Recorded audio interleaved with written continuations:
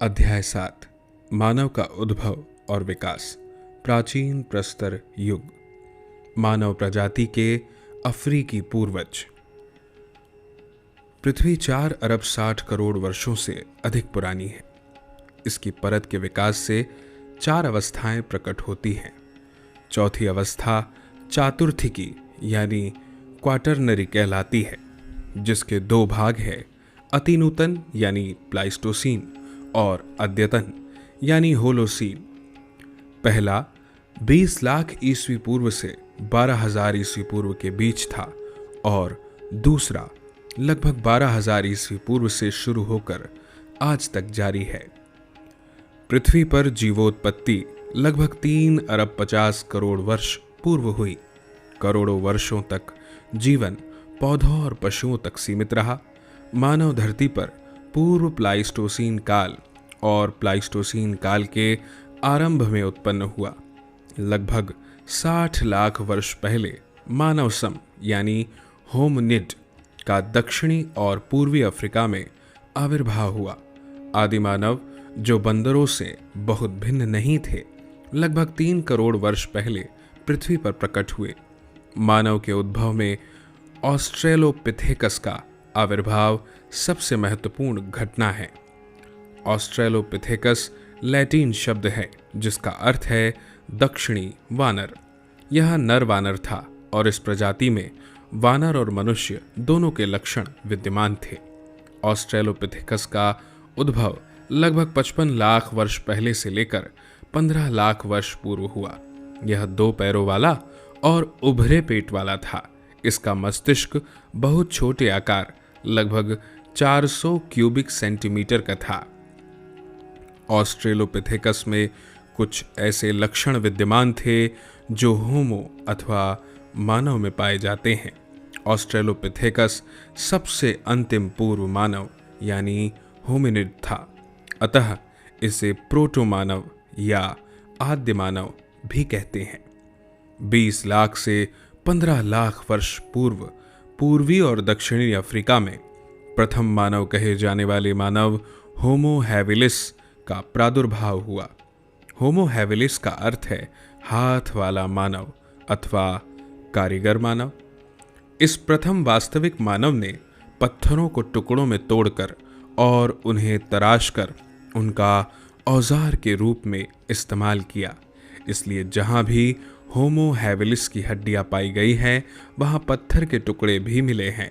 Homo habilis का मस्तिष्क हल्का 500 से 700 क्यूबिक सेंटीमीटर था।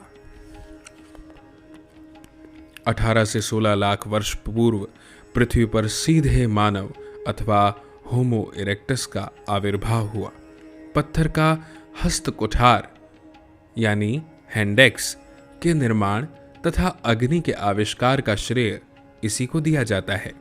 होमो हैबिलिस के विपरीत होमो इरेक्टस लंबी दूरी की यात्राएं करते थे। इनके अवशेष अफ्रीका के अलावा चीन, दक्षिण एशिया और दक्षिण पूर्व एशिया में मिले हैं। मानव के उद्भव में अगला महत्वपूर्ण कदम था पृथ्वी पर होमो सेपियंस यानी बुद्धिमान मानव का आविर्भाव। आधुनिक मानव का उद्भव होमो सेपियंस से ही हुआ है। जर्मनी में मिले नियंडरथल मानव से इसकी काफ़ी समानताएं हैं। होमो सेपियंस का काल 2,30,000 से 30,000 वर्ष पूर्व निर्धारित किया जा सकता है। इसका शरीर छोटा और ललाट संकीर्ण था, लेकिन इसके मस्तिष्क का आकार बड़ा 1200 से 1800 क्यूबिक सेंटीमीटर था। आधुनिक मानव अथवा होमो सेपियंस या सेपियंस 1,15,000 वर्ष पहले ऊपरी पुरापाषाण काल में दक्षिण अफ्रीका में प्रकट हुआ। अन्य होमोनिडों की अपेक्षा इसका ललाट बड़ा था और हड्डियां पतली। आधुनिक मानव ने विभिन्न प्रकार के कार्यों के लिए अनेक प्रकार के पत्थर के औजार बनाए, लेकिन यह स्पष्ट नहीं है कि उसमें बोल पाने की क्षमता थी अथवा नहीं। अभी हाल तक यह माना जाता रहा है कि लगभग 35,000 ईस्वी पूर्व में भाषा का जन्म हुआ, लेकिन अब भाषा के जन्म का समय 50,000 ईस्वी पूर्व माना जाता है। आधुनिक मानव का मस्तिष्क अपेक्षाकृत अधिक बड़ा, लगभग 1200 से 2000 क्यूबिक सेंटीमीटर था। मस्तिष्क बड़ा होने की वजह से आधुनिक मानव ज्यादा बुद्धिमान था और उसमें अपने परिवेश को बदल पाने की क्षमता मौजूद थी। भारत में मानव प्रजाति। भारतीय उपमहाद्वीप में शिवालिक पहाड़ी इलाके में पाकिस्तान के पंजाब प्रांत के अंतर्गत पोतवार के पठार में मानव खोपड़ियों के अत्यंत प्राचीन जीवाश्म मिले हैं। इन मानव खोपड़ियों को रामापिथेकस और शिवापिथेकस कहा गया। इनमें होमिनिड की लाक्षणिक विशेषताएं तो हैं, लेकिन ये वानरों का ही प्रतिनिधित्व करते हैं। रामापिथेकस स्त्री खोपड़ी है, हालांकि दोनों एक ही वर्ग के हैं। इसी वर्ग का प्रतिनिधित्व करने वाला एक अन्य जीवाश्म जो यूनान में प्राप्त हुआ है, लगभग 1 करोड़ वर्ष पुराना माना गया है। यह रामापिथेकस और शिवापिथेकस के तिथि निर्धारण में सहायक हो सकता है, अन्यथा इन खोपड़ियों को 22 लाख वर्ष पुराना माना जाता है। जो कुछ भी हो, इस बात का कोई प्रमाण नहीं मिलता है कि इस जाति का प्रसारण भारतीय उपमहाद्वीप के अन्य भागों में भी हुआ हो। ऐसा प्रतीत होता है कि शिवालिक पहाड़ी इलाके में मिले होमिनिड से भारतीय उपमहाद्वीप में मानव का उद्भव न हो सका और यह प्रजाति लुप्त हो गई। 1982 ईस्वी में मध्य प्रदेश के नर्मदा घाटी अंतर्गत हथनौरा नामक स्थल से होमिनिड की लगभग संपूर्ण खोपड़ी प्राप्त हुई है। इसे होमो इरेक्टस अथवा सीधे मानव की खोपड़ी बताया गया, लेकिन इसका शरीर परीक्षण करने के बाद अब इसे आद्य होमो सेपियंस माना जाता है। अब तक होमो सेपियंस के अवशेष भारतीय उपमहाद्वीप में कहीं से भी नहीं प्राप्त हुए हैं। हालांकि श्रीलंका में होमो सेपियंस सेपियंस के जीवाश्म मिले हैं। यह जीवाश्म लगभग 34,000 वर्ष पूर्व का बताया जाता है। श्रीलंका में यह काल ऊपरी प्लाइस्टोसीन और आरंभिक होलोसीन काल के शिकारी और खाद्य संग्राहक जीवन का है। ऐसा लगता है कि आधुनिक मानव यानी होमो सेपियंस सेपियंस इसी समय दक्षिण भारत में अफ्रीका से समुद्र तट होते हुए पहुंचा। यह घटना प्रायः 35,000 वर्ष पूर्व हुई। पुरापाषाण युग की अवस्थाएं। भारतीय पुरापाषाण युग को मानव द्वारा इस्तेमाल किए जाने वाले पत्थर के औजारों के स्वरूप और जलवायु में होने वाले परिवर्तनों के आधार पर 3 अवस्थाओं में बांटा जाता है। पहली को आरंभिक या निम्न पुरापाषाण युग, दूसरी को मध्य पुरापाषाण युग और तीसरी को ऊपरी पुरापाषाण युग कहते हैं। लेकिन जब तक महाराष्ट्र के बोरी नामक स्थान से मिले शिल्प सामग्रियों के बारे में पर्याप्त जानकारी नहीं मिल जाती, तब तक मोटे तौर पर पहली अवस्था को 6 लाख ईस्वी पूर्व और 1,50,000 ईस्वी पूर्व के बीच, दूसरी अवस्थाओं को 1,50,000 ईस्वी पूर्व और 35,000 ईस्वी पूर्व के बीच, और तीसरी को 35,000 ईस्वी पूर्व और 10,000 ईस्वी पूर्व के बीच रख सकते हैं। पर 40,000 ईस्वी पूर्व और 15,000 ईस्वी पूर्व के बीच दक्कन के पठार में मध्य पुरापाषाण युग तथा ऊपरी पुरापाषाण युग दोनों के औजार मिलते हैं। अधिकांश आरंभिक पुरापाषाण युग हिमयुग में गुजरा है। अफ्रीका में आरंभिक पुरापाषाण युग संभवतः 20 लाख वर्ष पूर्व शुरू हुआ, लेकिन भारत में आरंभिक पुरापाषाण युग 6 लाख वर्ष से अधिक पुराना नहीं है। यह तिथि महाराष्ट्र के बोरी नामक स्थान को दिया गया है, जो भारत में किसी भी आरंभिक पुरापाषाण स्थल के लिए प्राचीनतम तिथि है। यहाँ के लोग कुल्हाड़ी या हस्तकुठार यानी हैंडेक्स, विदारणी यानी क्लीवर और खंडक यानी चॉपर का उपयोग करते थे। भारत में पाई गई कुल्हाड़ी काफ़ी हद तक वैसी ही है जैसी पश्चिम एशिया, यूरोप और अफ्रीका में मिली है। पत्थर के औजार से मुख्यतः काटने, खोदने और छीलने का काम लिया जाता था। आरंभिक पुरापाषाण युग के स्थल अब पाकिस्तान में पड़ी पंजाब की सोअन या सोहन नदी की घाटी में पाए जाते हैं। कई स्थल कश्मीर और थार मरुभूमि में मिले हैं। आरंभिक पुरापाषाण कालीन औजार उत्तर प्रदेश के मिर्ज़ापुर जिले में बेलन घाटी में भी पाए गए हैं।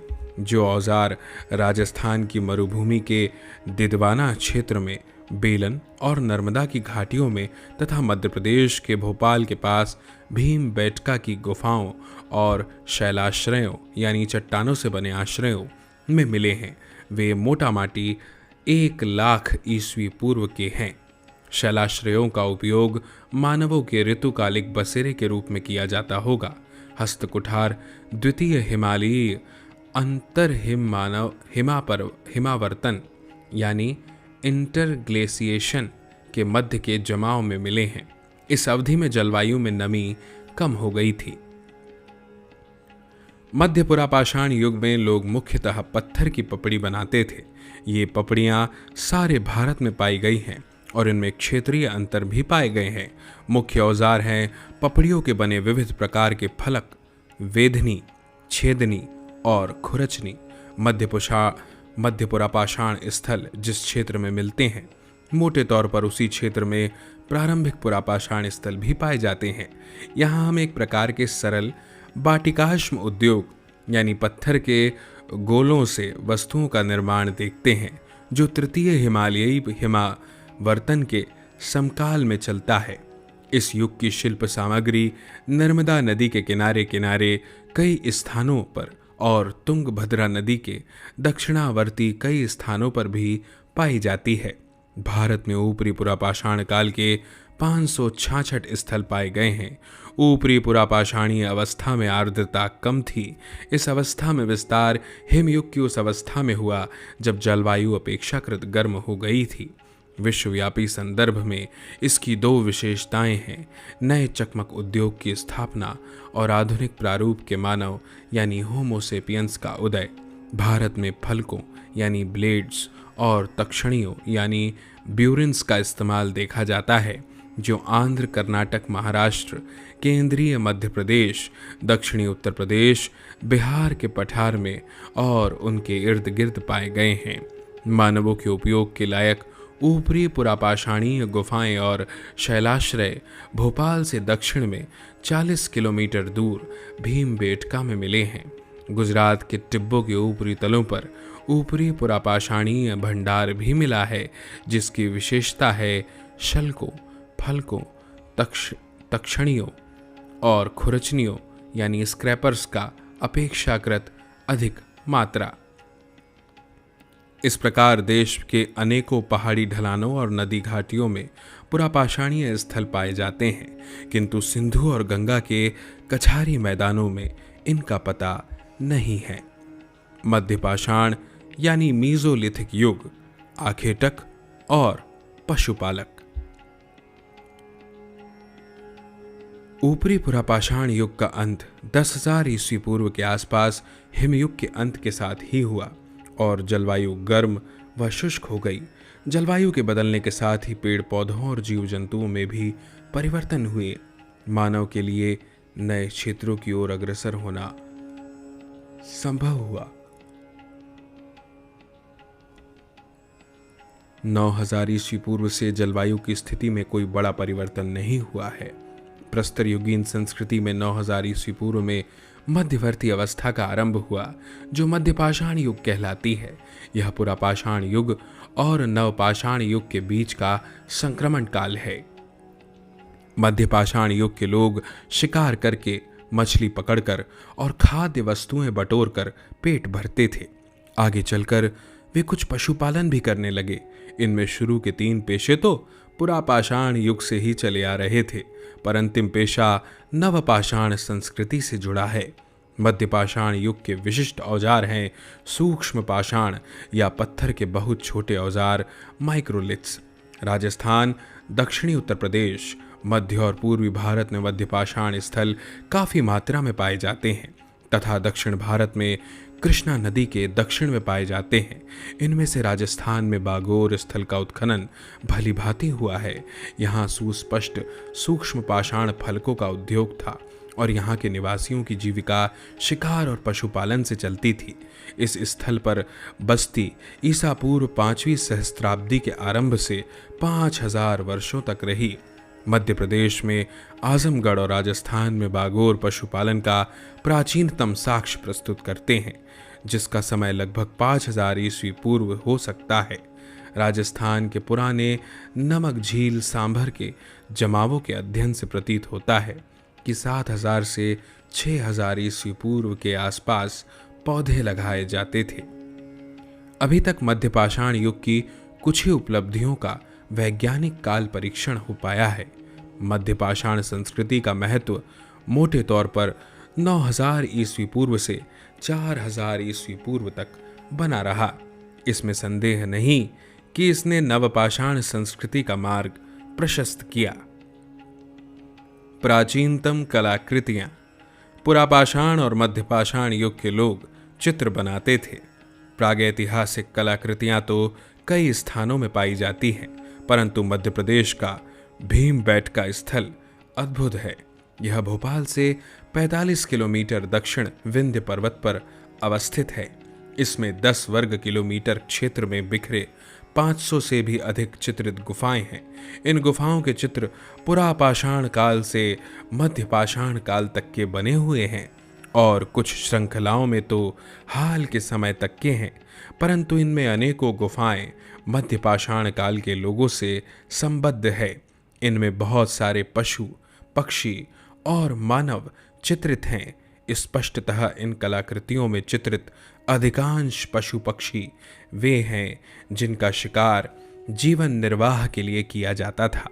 अनाज पर जीने वाले परचिंग पक्षी उन आरंभिक चित्रों में नहीं पाए जाते हैं, क्योंकि वे चित्र अवश्य ही आखेट खाद्य संग्रह पर आश्रित अर्थव्यवस्था से संबद्ध होंगे।